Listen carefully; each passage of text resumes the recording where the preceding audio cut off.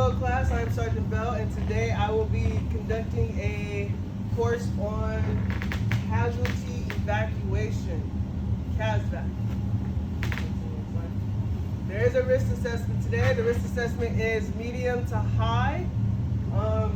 This is a virtual class, so that means there are a lot of tripping hazards around us. Make sure if you happen to, if you need to get up and leave this course, that you check your surroundings so that way you don't trip on any cords.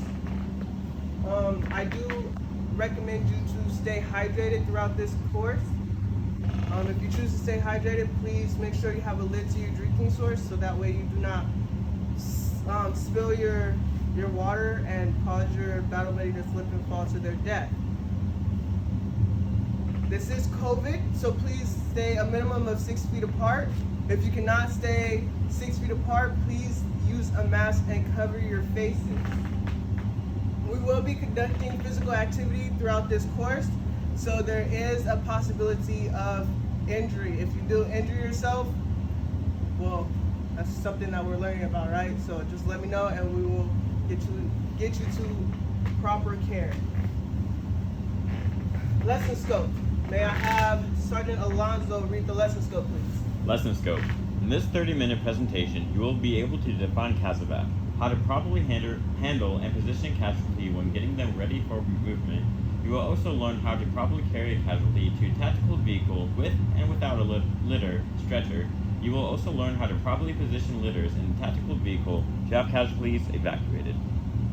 Okay, so not only are we learning about evacuating a casualty, we are also learning how to, we're also going to be learning how to prepare them for evacuation. Next slide. Learning objective. Sergeant Air, may you please read the first 2 points. For our learning objective, the task is to properly evacuate casualties in a tactical vehicle. Our condition: you are a soldier deployed to a unit in a forward area. There are casualties that must be treated and evacuated to receive medical aid. You may have a litter and straps to secure the casualty and other soldiers available to assist in treatment and evacuation. Sergeant Potter, may you read the last bullet point, please? Sure thing. Standards. Ensure first aid is provided to the casualties as appropriate. Ensure that the casualties are transported to medical aid or to a pickup site using an appropriate carry or, if other soldiers are available, by litter. Ensure that the litters are properly loaded into a military vehicle without dropping or causing further injury to the casualties. This course will require 100% participation from the audience. Alright, I'm going to say that again. This course will require 100% participation. There will be a check on learning at the end of this course, so please pay attention. So what is CASEVAC? CASEVAC is a term used in the Army to define transportation for injured individuals, and that could be either soldiers or civilians. It is typically used when there is no medical team available, and any non-medical vehicle or aircraft can be used for a CASEVAC evacuation. The first thing, say that you're in a field, whether it be the training site or combat area, and you're walking along doing your normal duties, and you find that your battle buddy is injured on the ground. What is the first thing that you want to do? Perform first aid. Sergeant Locke, may you please read this slide for me? Except in extreme emergencies, the type and extent of injuries must be evaluated before any movement of the casualty is attempted. Measures are taken as needed to stop life-threatening bleeding, open up airways and restore breathing and heartbeat, prevent or control shock, protect the wound from further contamination. All right, if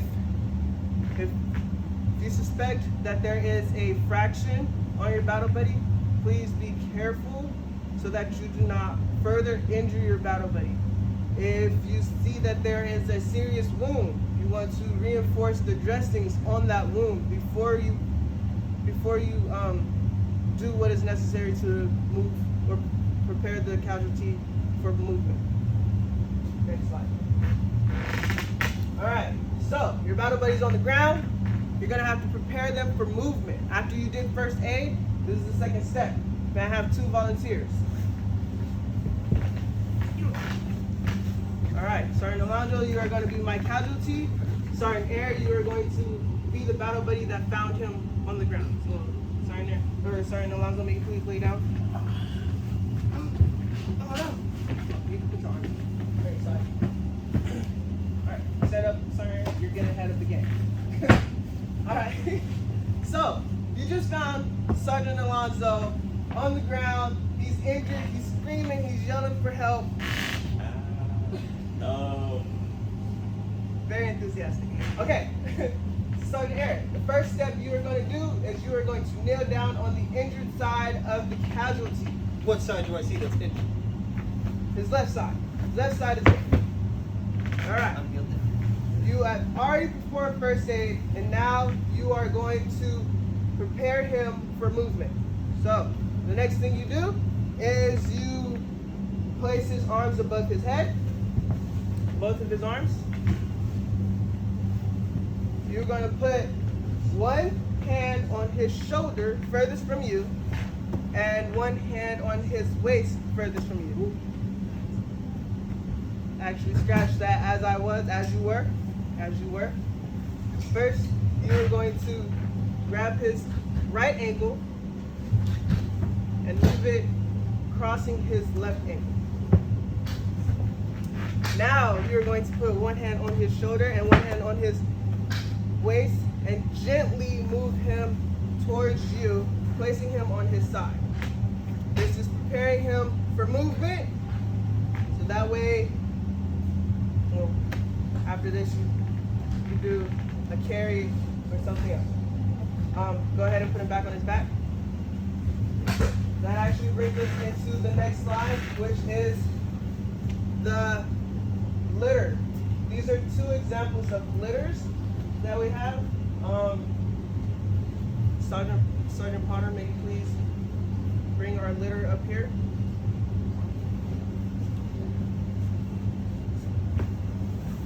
All right, this is a litter that we have. Sergeant Potter, if I may ask you to prep our casualty, Sergeant Alonso, for our litter. Go ahead, Sergeant.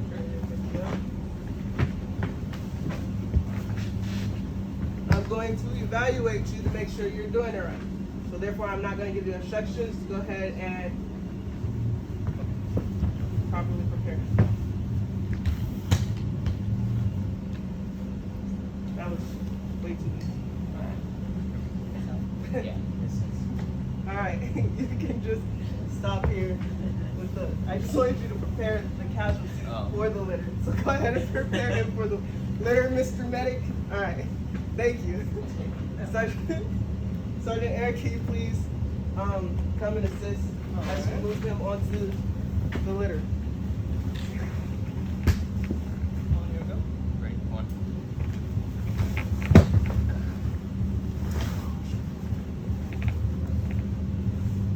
All right, now that your casualty is on your litter, the next thing you're gonna do is lift up the litter. So I need another volunteer, Sergeant Locke.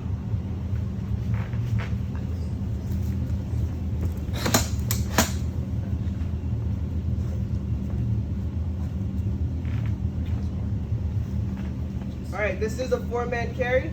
So the first thing, you guys stand up. You guys are ahead of the game right now. The first thing you're gonna do on the preparation, prepare to lift, we're all gonna kneel down and grab one handle on each corner. All right, on the execution lift, well, at this point, each one of us can say ready, so letting the leader know that you guys are ready to lift. On the command of execution lift, we're all gonna stand up in unison, so that way we do not harm the casualty any further. All right, so prepare to lift. Ready. In this situation, one of us is the leader for the lift. I am. Okay. Prepare to lift. Ready. Lift. Woo. Awesome. All right. The next command will be 4-man carry, move. That way we will all move in unison to carry them to the tactical vehicle. 4-man carry, move. And hold. Okay. Let's put them down. I don't have what put them down. Oh, prepare to lower.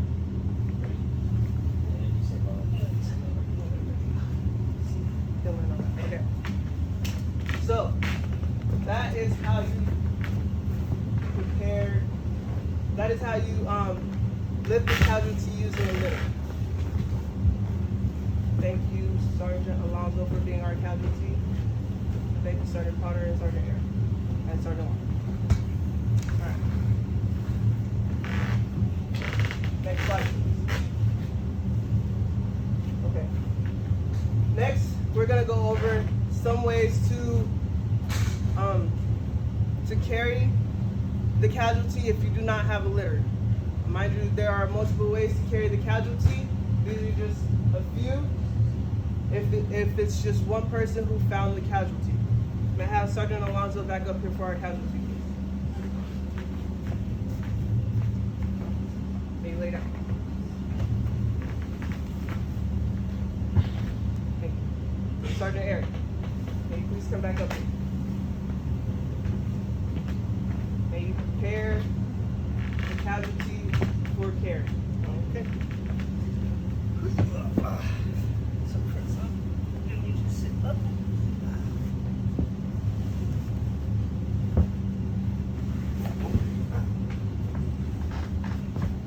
The demonstration that Sergeant Air just did is a support carry. You only want to do a support carry if the casualty is able to walk. You don't want to do it if the casualties don't have legs or has a serious injury and they cannot use both of their legs. Okay. Can you please put our casualty back on the ground?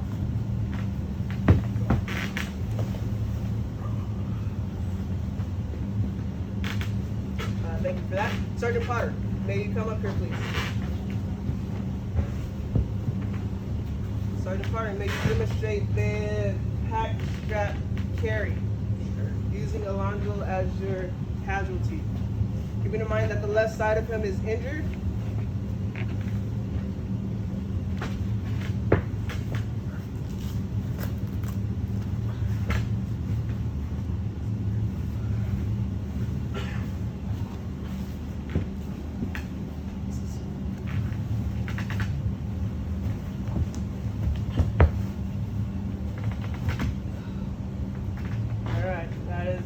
Demonstration for the pack strap carry.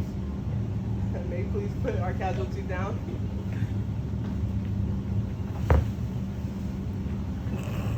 One of the things I did notice is that you stayed on his side. For the pack strap carry, you do want to be in front of him so that it's easier for you to lift him up. So that is one thing that went wrong in that scenario. But other than that, it was an excellent job. Next slide, please. Alright, for 2-man carry, we're not going to have demonstrations, we're just going to simply go over them. 2-man carries is if you're walking with a battle buddy and you both find a casualty on the ground, whether it be a soldier or a civilian. And say for instance they weigh a little bit more than both of you, or you don't want to tire yourself out and you guys want to help each other. Here are some ways that you can 2-man carry the casualty. You can simply raise them up to their feet and have them sit in your arms. This will allow even weight for both of you, so then that way you're not overexerting yourself. Another way to do it is one in front, in between the legs to where the casualty is straddling your waist, and one in back holding the casualty from behind so that the casualty does not fall. Next slide. All right. When it comes to general rules for bearers, what a bearer is the individual who has found the casualty on the floor and is now moving them or prepping them to for evacuation. So in the scenarios that we just went through, Sergeant Air, you would be a bearer. Sergeant Potter, you would also be a bearer, because you are moving the casualty to the next destination. So, Sergeant Alonso, may you read the first 3 points for us. First 3 points. General rules for bearers. Use the body's natural system of levers when lifting and moving a casualty. Know your physical capabilities and limitations. Maintain solid footing when lifting and transporting a casualty. Alright. So, when it comes to know your physical capabilities and limitations, I myself, I don't do very much lifting in the gym, so I am not going to lift someone who weighs 3 times my weight. I'm going to lift someone who I know I can carry, and I can carry to the safe destination. When it comes to have solid footing, you want to make sure that your feet are shoulder width apart when about to lift the casualty, so you don't trip and fall over yourself, causing more injuries to the casualty or to yourself. Sergeant Air, may you read the next 3 points. Use the leg muscles, not the back muscles, when lifting or lowering a casualty. Use the shoulder and leg muscles, not the back muscles, when carrying or standing with a casualty. Keep the back straight. Use arms and shoulders when pulling a casualty. Alright, we do not want to break our backs when lifting a casualty. People tend to weigh a lot. Most adults weigh over 100 pounds. So you do not want to break your back when carrying a casualty. You want to use your legs or your shoulders. Sergeant Potter, may you read the last 4 points for us, please. Sure. Work in unison with other bearers using deliberate, gradual movements. Slide or roll, rather than lift, heavy objects that must be moved. Rest frequently or whenever possible while transporting a casualty. Carry your weapon so that it does not harm the casualty but can be put into operation quickly. These are all good points. You don't want to overexert yourself.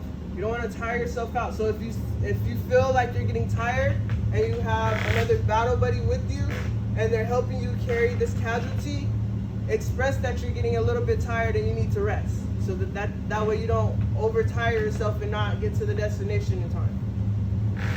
Next slide, please. Alright, evacuating casualties in tactical vehicles. So when doing this, when you're in a combat zone, not all the time are there going to be ambulances available. Either, for example, they can all be being utilized due to maximum casualties, or the terrain you're in, the ambulance may not be able to get through. Say for instance you're in a lot of trees, the ambulance can't get there, or bumpy terrain. So in that case, a non-tactical, non-medical vehicle will utilize for this CASEVAC. When using litters, if litters are involved, it's a little bit more challenging when transporting. So in that case, if the litter is involved, you do want to allow the soldiers that have been planning and training for this to execute the movement first. If there are none, then you take it upon yourself to execute.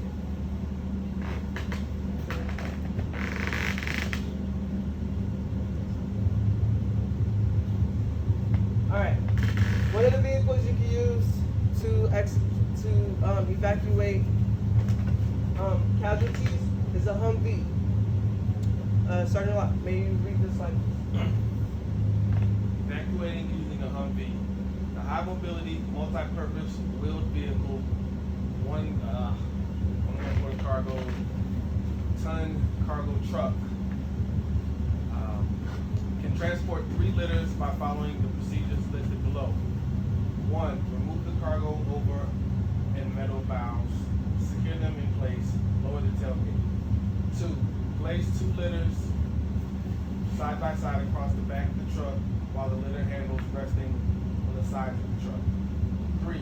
Secure the litters to the vehicle. 4. Place 1 litter lengthwise, head first, in the bed of the truck. Secure it in place. 5. Leave tailgate open. It is supported by the 2 tailgate chain hooks. Alright, you want to leave the tailgate open because it allows more room for the litter to be in there. If the tailgate was up, the litter wouldn't be able to fit. On to the next slide, please. Another tactical vehicle that you can use for evacuation is an MTV. Sergeant Rowland, may you please read this slide for us? 5-ton medium tactical vehicle has a maximum capacity of 8 litters and 4 ambulatory patient casualties. Use the following steps to load patients onto this vehicle. 1. Lower the seats and secure the vertical support bracket in place. 2. Place 3 litters, litter numbers 1 through 3, crosswise on the seats forward next to the cab. Secure the litters individually to the seats. 3. Place 2 litters, litters number 4 and 5 lengthwise on the floor forward towards the cab, feet first. Secure the litters together into the vertical support. 4. Place the litters number 6 crosswise on the seats near the rear of the vehicle. Slide the litter as far forward as possible. Do not secure the litter at this time. Thank you. On to the next slide. A few more steps. Sergeant Alonzo, may you please read the next 3 steps? Next 3 steps. 5 through 7. 5 through 7, please. Place litter number 7 crosswise on the seats near the rear of the vehicle and slide it forward as in step above. Secure the litters to the seats. 6.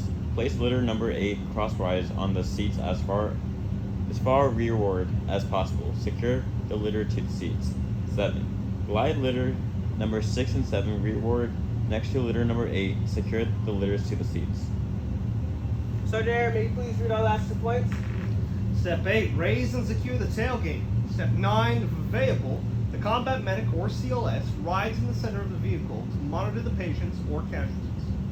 Alright, may you go to the next slide?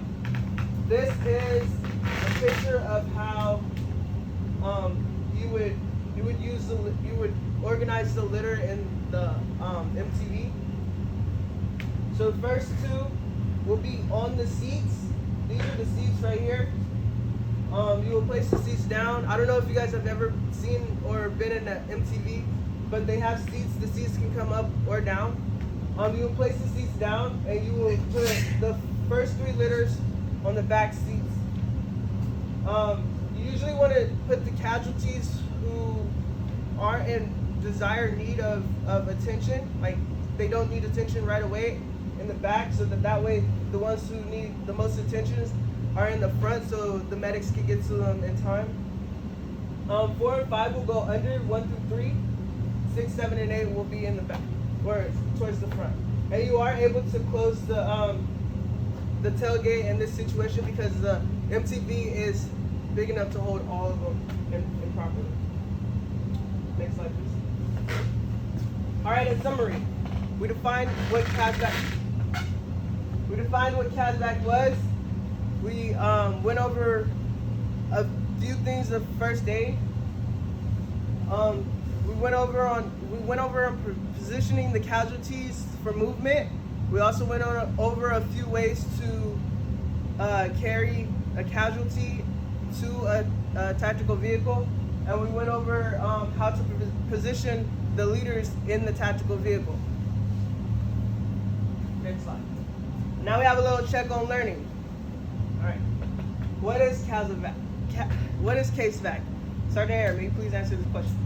CASEVAC is short for Casualty Evacuation, which is normally done usually without the aid of CLS or medical qualified individuals. That is correct. Thank you. Why should you evaluate the casualty before you move them? Sergeant Alonzo. You may potentially further injure the casualty. Great. Name 2 ways to carry the casualties. Sergeant Locke. Firemen carry and teammate Alright, those are 2 appropriate ways. Can a tactical vehicle be used to evacuate casualties? Sergeant Powder. The 2 that we were shown were the Humvee and the MTV. I was looking for a yes or no, but that is correct. That is correct. How many litters can a 5-ton MTV hold? Sergeant Rowley. That is right. 8 of them. All right. Any questions?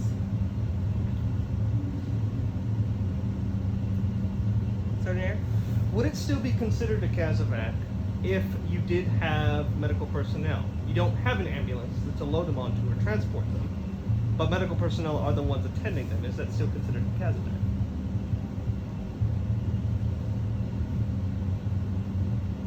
I would say yes. I would say yes because you're using a tactical vehicle that is non-medical. So you don't have all the equipment, you just have the medical team there, but you're still using a tactical vehicle that is not an ambulance. So yes, it would still be considered a CASEVAC or a CASEVAC evacuation. Right? This concludes my presentation. Sergeant Lyde and Sergeant Sanford, I have had 100% participation. Everyone has passed the evaluation and the check on learning. Therefore, if anyone needs or wants any more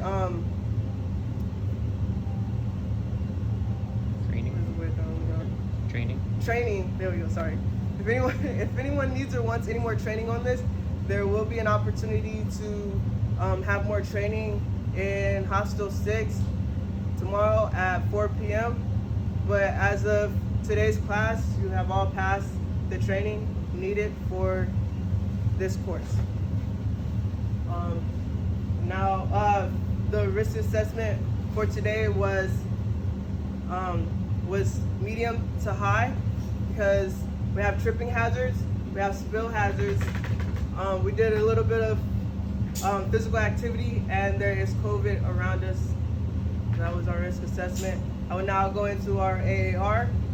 Today's lesson, or today's objective, was to ensure that you knew what casualty evacuation is and how to properly evacuate a casualty. Did I do that? Yes.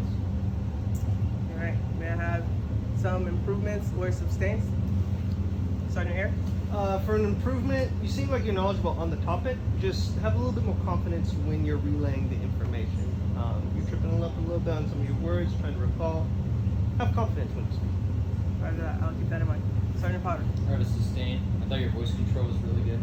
That everyone in the building was able to hear it pretty clearly. Roger that. Thank you. Any other improvements? Oh, improvements. Or sustains? Sustain, I liked how interactive you were and engaged with the audience, keep them kind of informed and kind of like, it creates a better like knowledge-based environment. Thank you. Any other improvements or sustains? Sergeant Air? Another sustain. The diagrams that you used, I thought were very helpful. Thank you. All right. This concludes my presentation. Thank you.